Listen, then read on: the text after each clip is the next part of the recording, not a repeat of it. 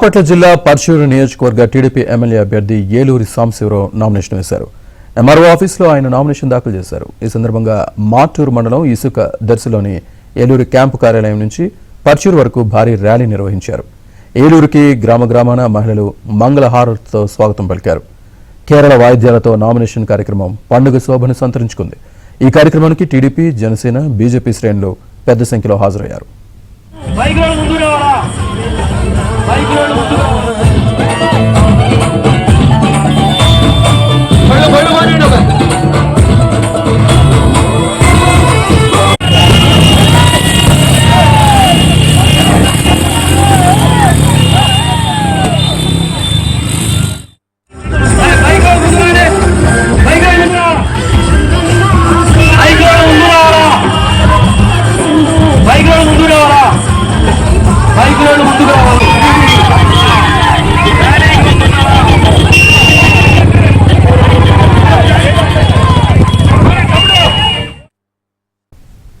నెల్లూరు జిల్లా ఉదయగిరి టీడీపీ అభ్యర్థిగా కాకర్ల సురేష్ నామినేషన్ దాఖలు చేశారు.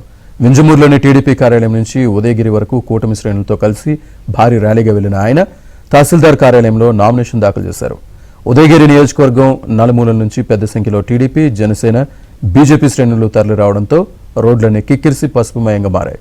టీడీపీ అధినేత చంద్రబాబు నాయకత్వంలో ఉదయగిరి నియోజకవర్గంలో టీడీపీ జెండా ఎగురవేయడం తథ్యమని కాకర్ల సురేష్ ధీమా వ్యక్తం చేశారు. ఇప్పటికే ప్రజలు అధికార వైసీపీపై విసుగు చెందారని, ఈ ఎన్నికల్లో ఆ పార్టీకి తగిన బుద్ధి చెప్పేందుకు సిద్ధంగా ఉన్నారని కాకర్ల సురేష్ తెలిపారు.